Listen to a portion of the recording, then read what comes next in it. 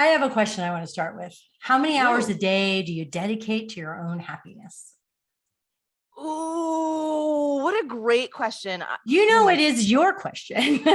You wrote a post about it. yes, I would say I've learned to work in a new block schedule. So Tuesdays and Thursdays are now dedicated to my happiness entirely. It's so weird. I don't do any work on Wow. those days. Wow. Yeah. How did you bring that about from a business standpoint? I started realizing that with a lot of the writing work I do, I suck at task switching. Mm, So doing things for just a couple hours here and then an hour and then an hour, it wasn't working. So I started doing that in business. Like Monday was my middle finger project day and mhm. Tuesday is my meat and hair day or whatever project I'm doing. And I started breaking it up that way and it was awesome. So then I was like, oh, well, what if instead of having all these extra work days, I like built in happiness days? Ta-da! And that's how that happened.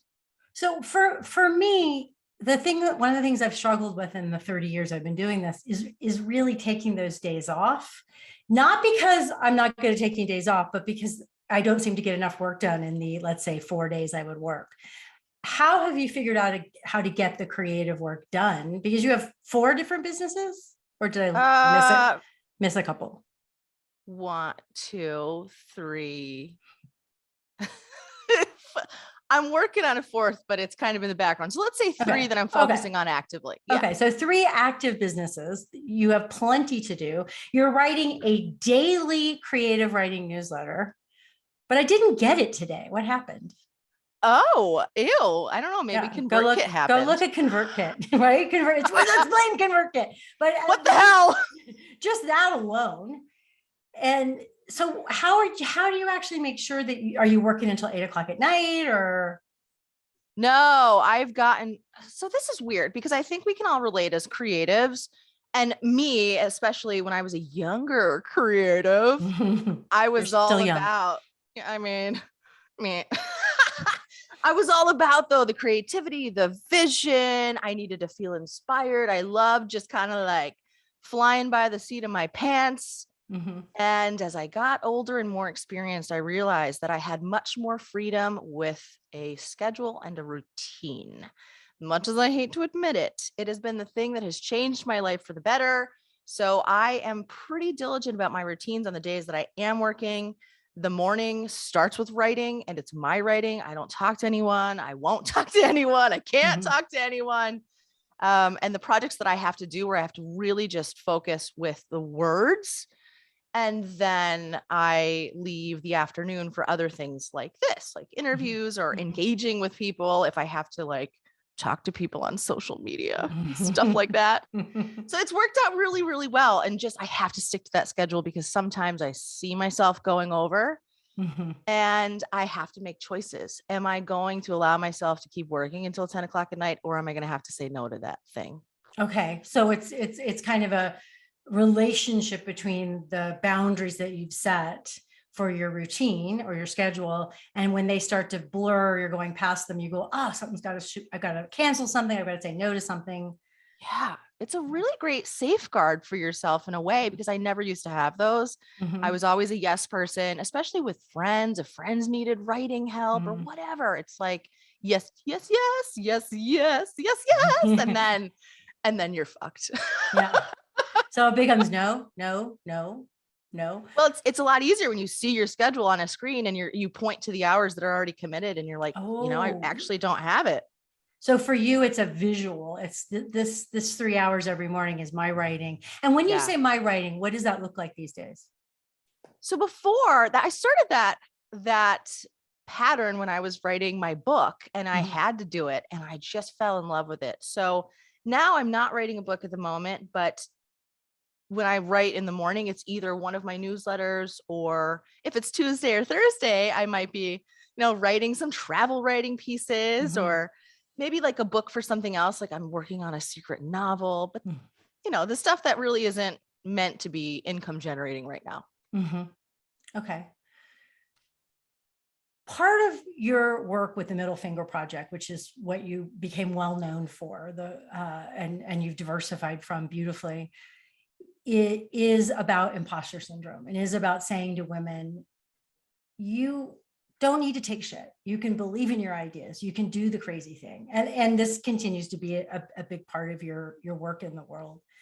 Is there one thing that you teach or preach that you see resonates with women to get them to not to just to begin to wake up? Because it feels to me like that whatever it is that gets in our way, whatever label we give it, whether we like the imposter syndrome label or not, we all have our sort of signature patterns that are going to come up probably for the rest of our lives, but we get better at seeing them and moving past them and better at catching them. And is there one thing from the book or that something you've written lately that you go, yeah, I really see how that resonates with women to get them to go?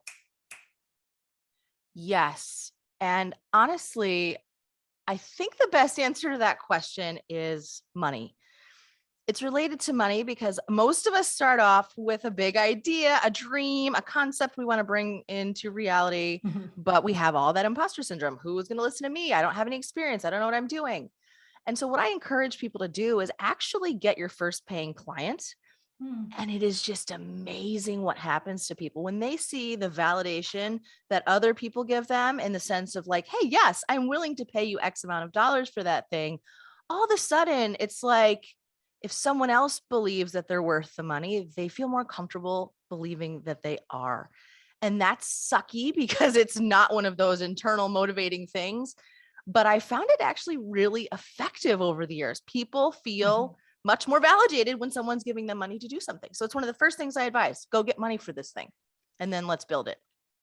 Okay. So if you and I have been around in the online business world for a year or two, for a while, we've had our fair share of ups and downs. What do you owe your longevity as a creator and writer and creative entrepreneur to? Because a lot of creative entrepreneurs, some of whom are friends of ours, flame out, they burn out, or they get sued out of business, or they should get sued out of business. Yes. So you really seem like you've been able to come back from, disappointments or, difficult partnerships or whatever it is, and keep finding different themes and like the whole new to me in the last few months, meat and hair. I don't know how actually old it is. I'm sorry. So no, how are it's you? only a few months old. Okay. So yeah, you're about right. Yeah. Right. I love it. So it's all about helping everybody be a creative writer, everybody. And I love your mission that like creative writers are going to be the next, billionaires, right? Doctors. Yes. I was going to say Elon Musk, but I hate him. Right. So anyway, too many questions there. What do you think helps with your longevity and your ability to recreate yourself or keep creating yourself? For me, and this is a very personal response, but it is about writing for me. I love writing. It's so my creative outlet. It's what I love to do. So for me, reinvention has never been about how many passive income streams can I cook up over here. It's always about how can I take something that I consider my art and express that in a new, interesting way that allows me to benefit from it. And be compensated from it. So I've taken that writing, which I love to do, and I apply it to different things. If I know something about this topic, I might start writing about it, and then I might write a book about it, and then I might sell a book. And so it's been a very organic process, but I try to just trust whatever I'm interested in at the time. And I'll go forward with that. But writing is always the core of everything that I do. If there was no writing, if let's say I had to just do TikTok videos forever, I would never do any of these businesses. It doesn't give me that personal satisfaction. I think that is brilliant because that personal satisfaction is everything. That is that intrinsic motivation. So to go back to that person who needs to get that first paying client, how do they find that intrinsic motivation to take that scary leap and get that paying client? Or do they, maybe they don't need to, I don't know. Most of the time when people come to me, they're motivated already. They know something's not working. They want something else. They have an idea for something, but in the real world, most people kind of snub their nose at that idea. They think they're making a poor decision. So, the Middle Finger Project community started as just a supportive place where you could go and not be crazy. Like this, let's nurture your idea and let's talk about it. So I would say people actually have a lot of motivation, but what they don't have is a lot of confidence. And it's just the number one killer of so many dreams every single day. So many people could be really having that personal satisfaction, could be making millions of dollars if they trust themselves enough to do it. But I think it's hard when you don't have a lot of role models and you don't see a lot of people doing that. So who takes a chance on something they've never seen before? I think really getting acclimated and seeing examples of people doing great stuff is one of the best sources that anyone can have to actually like go and do the thing and get the confidence that they need. Yeah, I agree. Representation in whatever form. Yeah, representation. And I think that's so one of the reasons your story that you tell on the website and in your work and in the book is so useful to people, because you're somebody who came from poverty and you came from a single mom and losing your mom young and making mistakes but showing your readers that you developed your confidence, you developed your skills, and you kept trying. And you don't do it and you also don't do it in that internet way of like, hey, I was really at my wit's end and I was completely down and out and I had $2 in my wallet, but now I'm my oceanfront house. And I appreciate that. Thanks. I appreciate the compliment. I think that also goes back to being a writer and being able to maybe finesse a story a little bit better. But really, at the end of the day, it's like, well, I mean, so many of us have gone through so many challenges, and most of us don't feel comfortable talking about them because we don't know how to talk about them without it making us look like unprofessional, completely like torn apart schmucks. So I think one of the things that my work has led to over the years is helping people tell their story in a way that they're proud of and not in a way that feels shameful. And that's really empowering. It is really empowering. You've written about this a bit. What are a couple of your ideas about how to do that, to tell that story in an empowering way? I love encouraging people to pretend that they're in a courtroom and they've got to argue against themselves. Like they're the judge and they need to argue why they can't do the thing, why they're not qualified to do the thing. So what that requires you to do is show up with evidence. I need you to show up with X, Y, Z, A, B, C, all of these pieces of tangible evidence to defend yourself about like, well, why actually am I a good fit for this? Why can I do these things? Why would I be great at that? And sometimes seeing those pieces of evidence on paper, whether it's feedback you've gotten from friends, or if it's actual accomplishments that you have under your belt that you're not even giving yourself credit for, whatever it is, making a giant list of those things. When you see it on paper, it's really, really hard to argue against. You're going to have a really hard time as a judge against yourself saying like, yeah, you're not qualified because the paper says different. Laying out the facts. Yeah, I think that's one of the first steps for people. Even if they're just writing a simple bio, people struggle with that too, because they're just like, I don't want to brag. I don't want to seem salesy. I don't want to seem full of myself. And so a lot of that goes back to figuring out what are those pieces of evidence that we have working for you.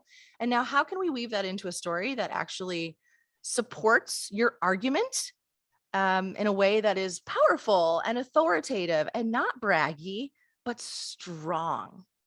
And a lot of that just goes back to figuring out, well, what are you actually arguing for? And using that to lead your bio, your message of what is the actual thing you're making an argument for, because that can never be braggy. That's like a call to arms about whatever it is. And it feels so much better for people when they frame it that way. What is the thing you're arguing for? With which business, my friend? That's a great point though, because we can have more than one thing we're arguing for. Yeah. Yes. I love doing the different businesses because I think it gives you a clear runway to speak clearly about what your message is and what your goal is for each piece of it. But I would say my goal with the Middle Finger Project, honestly, at the end of the day, is about outfunning everybody else on the planet. That's my thing. I don't care if you make $1 million or not. let's just outfun everybody else. Let's have a great time building something, creating something, making something, selling something, traveling around the world. Like, yeah, get an Airbnb and do it from there for a month. Let's go. That's the middle finger project. Forget everybody else who tries to tell you that you need to stay in your job and like stick to security. No such thing. That's true. That's true. We know that, especially after these last couple of years, huh? Yeah. So if you were starting out today to create a creative business and you wanted to outfun everybody, what would you do first for someone who's listening who's like, maybe I do want to take my creativity and make money from it or make more money from it? And I know everybody listening doesn't want to do that, but just keeping an open mind to a few possibilities. I'm the newsletter queen. I believe in newsletters like I believe in pizza, which is my religion, to be clear. Newsletters, I think right now they're having a moment, but they're actually a really time tested. It's true. I've done one for 21 years. Yeah. Yeah. Like you're not going anywhere. Substack makes me just laugh out loud. Like, we have invented the wheel. I'm like, the rest of us invented it, you know? Yes, many years ago. I don't understand. I mean, they're having a moment and I like that. I'm like, let's ride the wave. Let's take advantage of that. I love newsletters when you're starting off for a couple of reasons. The first is because they take away all of the procrastination and the hesitancy that comes with like building a website. I mean, that's like a big thing and it's a huge hurdle. Does it look good? My brand, my logo, is it professional enough? The copy, it needs to be perfect. It's like such a hurdle for anyone to get started. So I'm like, well, don't make a website yet. Forget it. Start a newsletter instead. It like literally can be just one opt-in box with a call to action. That's all you need. I would start there. I would work on sharing your ideas publicly and then just linking people to your newsletter. It's just keep it simple. It's another one of my things that I've learned over the years. Like anytime I'm in my own head about what I should do, should I make this thing and how big should it be? I always just say, keep it fucking simple. I'm having to learn that at my ripe old age. I was just having this conversation with two colleague friends, and we were talking about some business planning stuff. And they were like, well, what do you want? I'm like, just keep reminding me to keep it simple. Just keep reminding me to keep it simple. I mean, everything about this year is how do I simplify things? And I've never had the kind of complex businesses that some people do. And I know that you've had, and you wrote about that not too long ago, how, you know, the big teams and the big glitzy can be so distracting, but also look good from the outside and not really work on the inside. Yeah. I mean, I don't know if that's true for everyone, but from some of the things that I've seen, you know, I think unless you're prepared to do it well and be a leader and lead a team, which is totally cool if that's what you want to do, I don't think it's really the best option for a lot of creators who are actually just trying to do what they love and do it every day. That puts you in a whole other managerial role. It's a CEO role. It's a complete different beast. So if that's what you want to do, awesome. But at the same time, I think most of us are really just trying to figure out how to like do our photography and get paid a hell of a lot of money to do it. Or writing or art or whatever. Yeah. From that perspective, I'm like, just keep it simple. Figure out your message, figure out the medium, open a newsletter, be consistent with it, and then make sure you have something to sell on the back end, because nobody ever built a business just like blogging. Right. Okay, a very technical question, because I know I can hear people's minds out there asking it. If you don't have a website, where does the sign up box for the newsletter live? I mean, there's so many different ways to do that, but the simplest way you could ever do it is literally sign up with somebody like ConvertKit. I use them. I love them. I think they're simple and easy. And they have built-in landing pages right there. That's what I would do. You can connect your own URL. So you can have like Ash is awesome, you know, newsletter.com. And that's all you need right now. In fact, what blows my mind to this day is that ever since I switched on like my, you know, my social media profiles, linking directly to a ConvertKit landing page with just a simple opt-in versus sending people to my big website where I have 13 years of historical posts and all sorts of stuff that normally would be impressive. My conversion rates have gone through the roof. So not only is it a simple strategy, I think it's a more effective one. Well, damn, I'm newsletters going to are go king. do that right now. We never use a ConvertKit landing page. Like blown away. I mean, really, it's just that's like the object of the game here is enter your email address, and people really take action when they can see what you want them to do, I think. And I know you don't do a freebie with the Middle Finger Project or Meat and Hair. Do you do a freebie with anything? I have experimented with many freebies over the years, and Mhm. sometimes I do have them, but right now where I'm keeping them is in the referral section of my newsletter. So if you then share the newsletter, You get one. yeah, you'll get a couple of freebie things there. So I'm testing out that strategy, and I think it's working well. That's not to say I wouldn't put one on the front end either, but I just only so many hours in a day. Right. Keep it simple. I've experimented with quizzes for my other Mhm. business. It's called With Love from Costa Rica for tourists and expats coming to Costa Rica, where we have a house.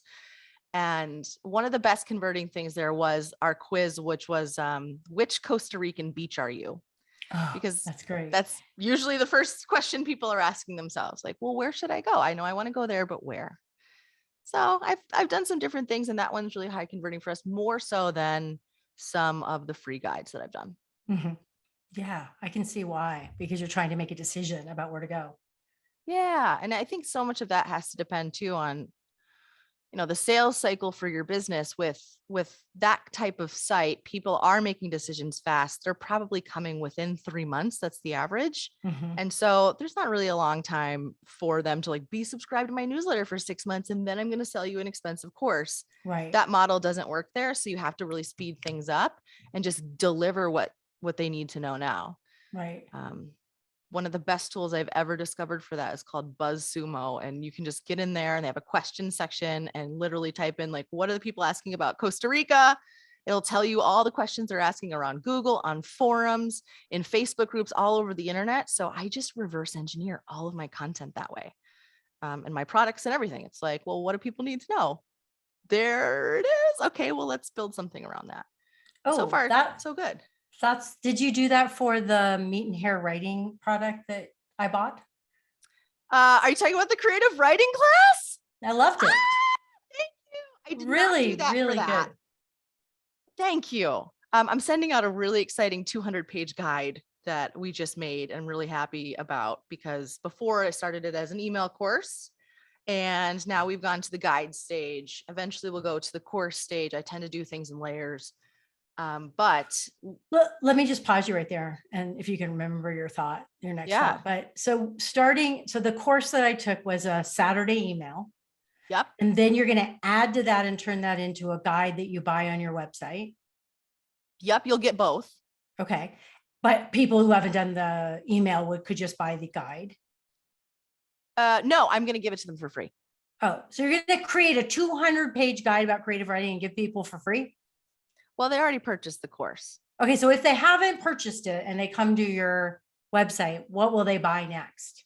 So right now, today, if they buy the creative writing class, they're getting the email course, which you have, that goes for 12 weeks. Every Saturday, you get a new lesson delivered to your inbox, plus the 200-page guide, which is a mirror of the same material. But the reason why I do it that way is because some people really like the instant gratification.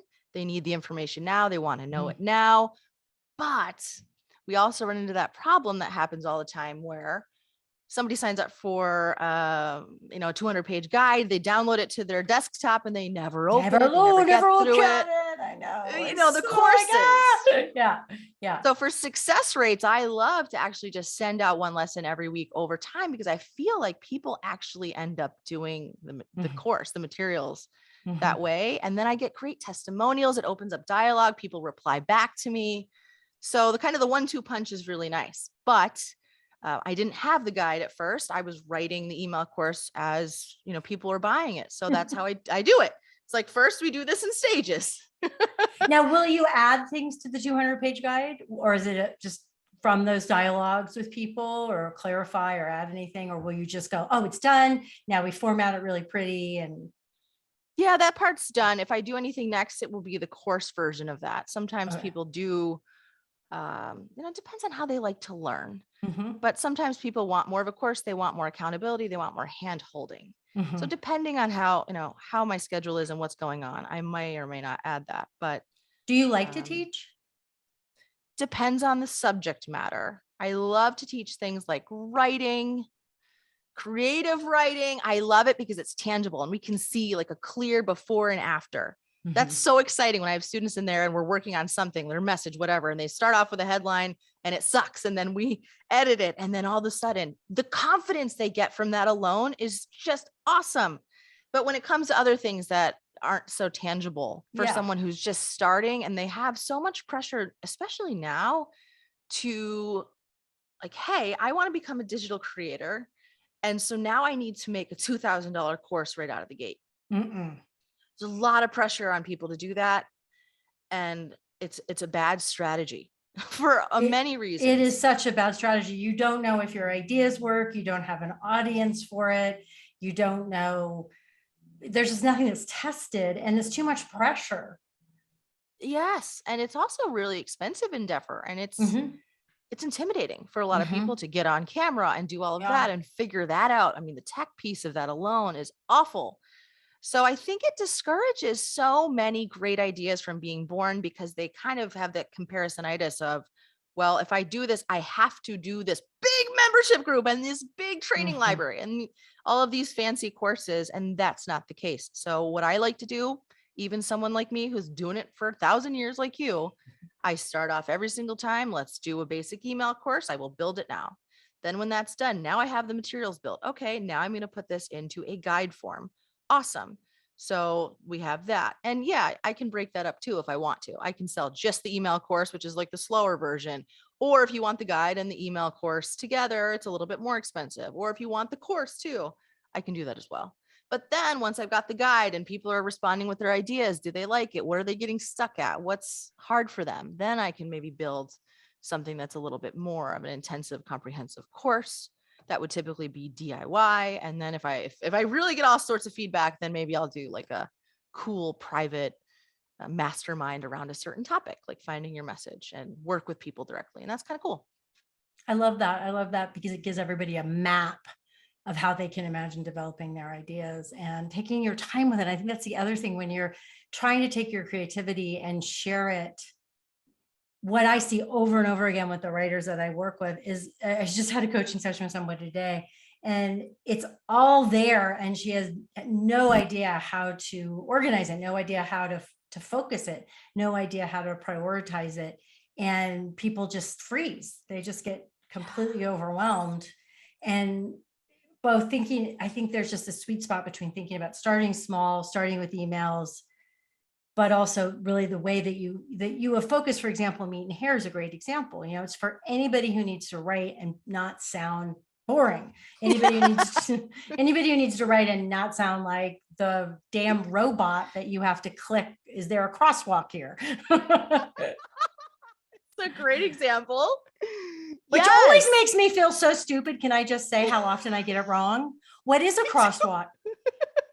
Is that little piece of white sticking out part of the crosswalk or not? I love when they have like the two buttons on the same post and you're like, wait, is this for that way or that way? And you're like doing circles around. And meanwhile, other people are just walking.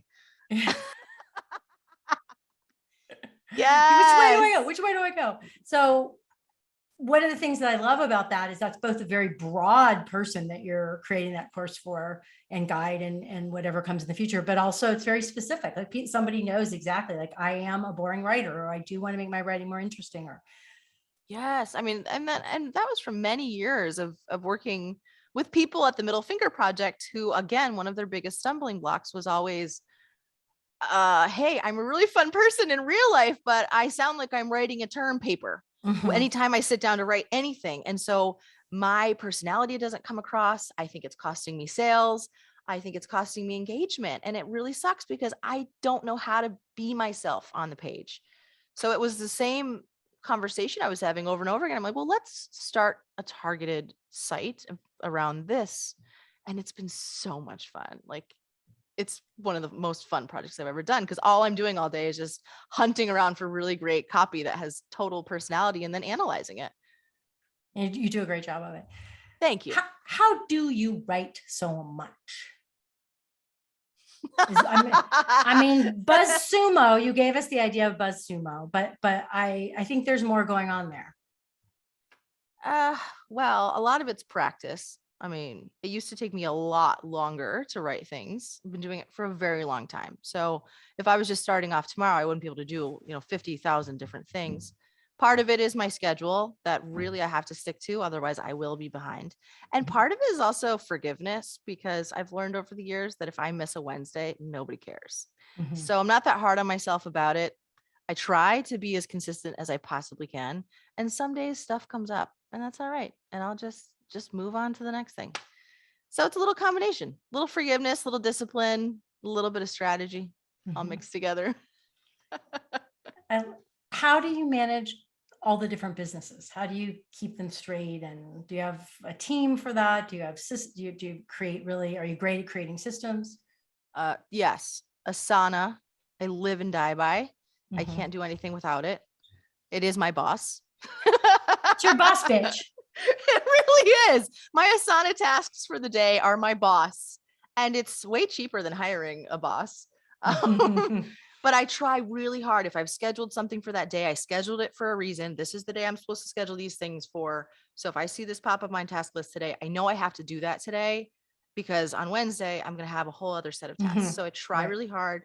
If I'm finding that I don't have enough time for things, then I just need to, again, like realign my priorities, my responsibilities and obligations. So Asana is the number one thing. And then I do use a lot of automation in my business, 10,000%. I use Zapier all the time. Mhm. I definitely have lots of sequences on ConvertKit that go out. All of my sales are automated at this point. It's rare. I mean, once in a while I do live stuff, but for like the purpose of just selling digital products, all of that is automated. And I think it's great, because that's the number one thing in sales you have to do, is just show up and make the ask, make the Mhm. offer. And now we have tools to do that for us. So absolutely take advantage of them. They're so strong and so awesome. It's been one of the best things I've done in my business, is just taking the time to figure all that out. And that right there is a piece of wisdom, taking the time to figure it out. Yeah. You I know, mean, I sometimes you have to step away from the creation of your work to create the system so you can sell your work. Yes. Yes. I also tend to work in what I'm calling seasons, which has been useful for me. So, right now I'm focused on the middle finger project. I'm having a middle finger project season, but in the fall I was having a meat and hair season. So that was really where all of my extra time was going on for creating systems and getting all of that set up. Now that that's set up, now I'm working on the middle finger project right now for this year. And once that's done, I'll move on to With Love from Costa Rica, and from there, so on and so forth. So that's helpful as well, having like the bigger organizational strategy of like, what's my main projects and how am I going to use my afternoon hours? Mhm. And then how am I going to keep things going during the day, Monday, Wednesday, and Friday? God, I And sound anal retentive, don't I? It's weird. no, Who am I? You're organized. So how do you decide what season it is? Uh, I mean, I try to just give everything A even, season. when I was launching Meat and Hair in the fall, that needed to be the season.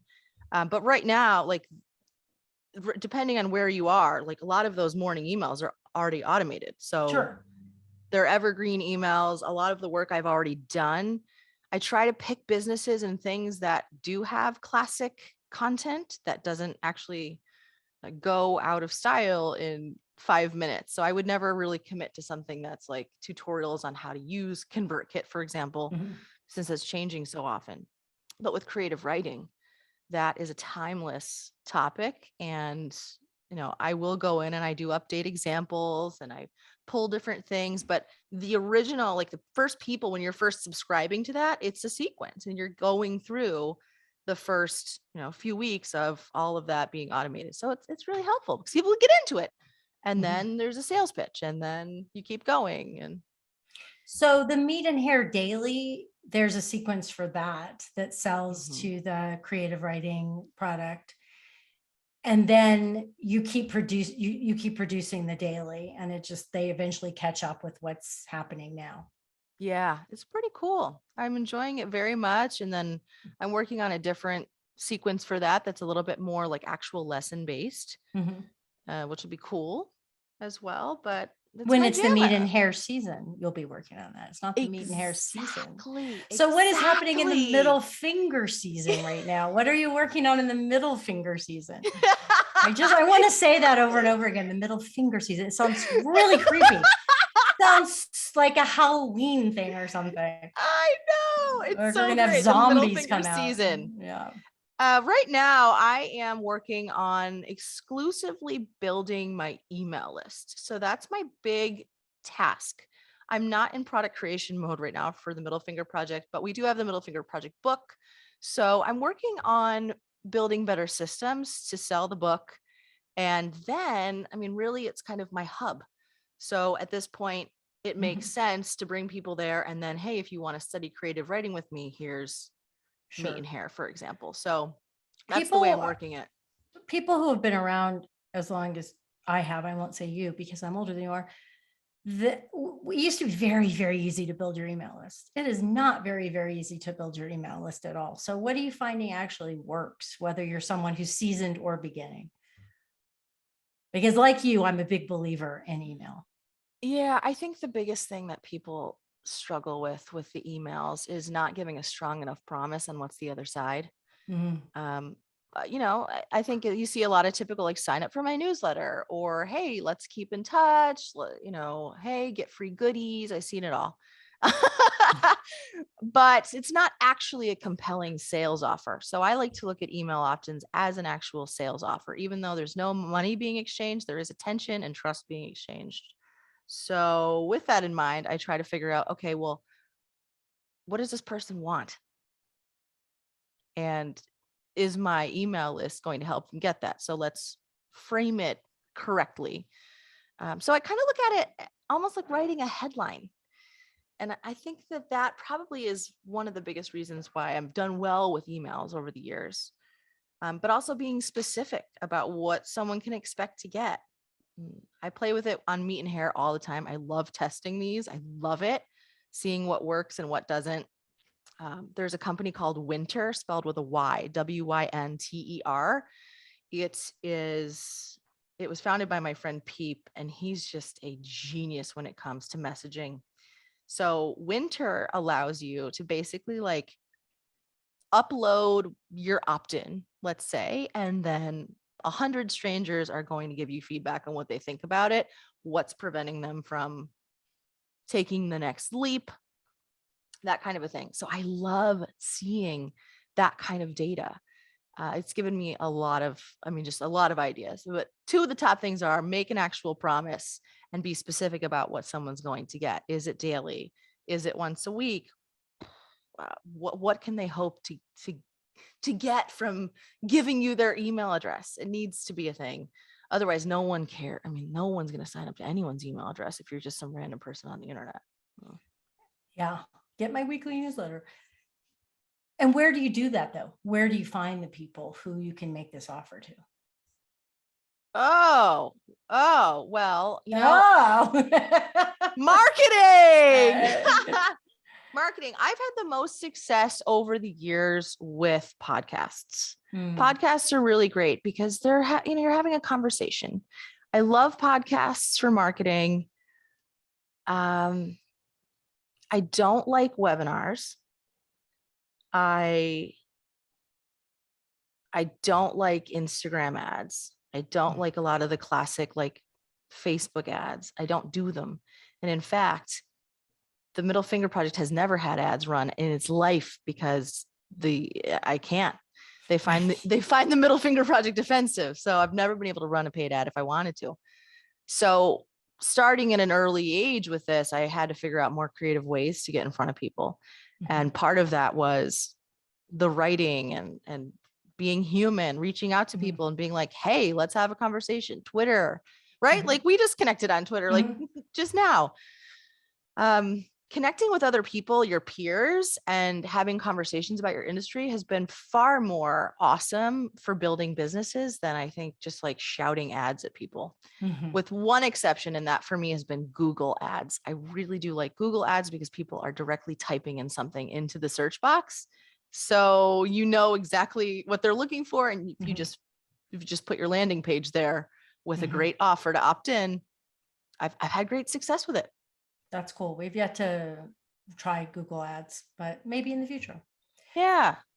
Yeah. It's been good. I want to talk about the hot dog theory of pricing your products.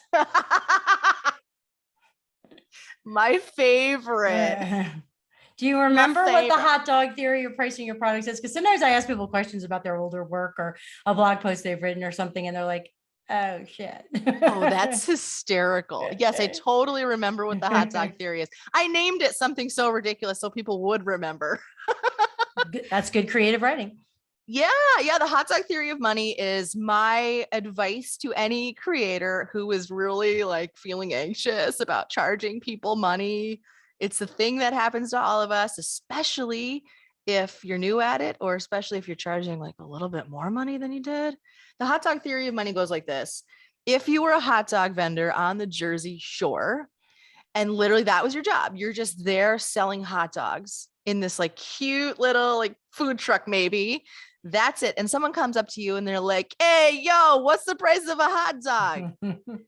You're going to look at them and you're going to say $1.55, except probably not. It's probably more like it's probably like $5.55 now. Yeah. There's this thing called inflation. Yeah. I'm like, that was the price when I was like 13. You're going to look at them straight in the face. You're just going to tell them the price. You're not going to hem, you're not going to haw. It doesn't matter because the price of the hot dog is the price of the hot dog. You trust that the business owner has priced it that way for a reason. And it does include the actual cost of the hot dog. It includes your labor. It includes service. It includes taxes, whatever. It includes all of those things. You as a worker, like you are delivering the hot dog. That's your job. You don't feel guilty about it. You don't get weird about it. You're not like, well, I could give you a dime. Yeah, for you. I could give you a dime off the bun. Would you like it without the bun? I could charge you less if you don't want the bun. Now, no bun and no condiments. I could really give you a deal. Yeah. And how weird would that be? The person would turn around and walk away because they were like, clearly they're so desperate to sell this hot dog.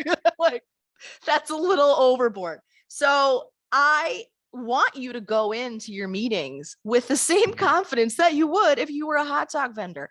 Hey, you know what? Yes, absolutely. I'd love to help you with that. The price is $800. And just let it be, man. Like, it's cool. The price is the price for many reasons. And you need to show up with the confidence that you have priced it this way for a reason. It includes your time, your expertise, your experience, your wisdom. Your experience. That's so hard for people. Yeah.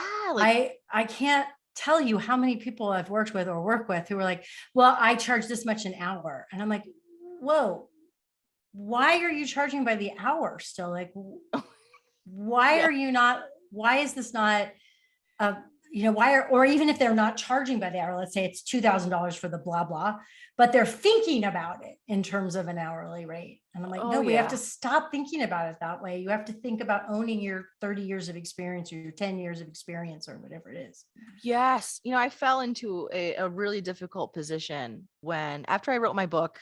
It was really cool because I had editors at Penguin coming to me and being like, hey, can you also help us with this manuscript over here? Can you make it more fun to read? Since that's my jam, creative writer. And I had so much fun with it. I've worked on some really cool books.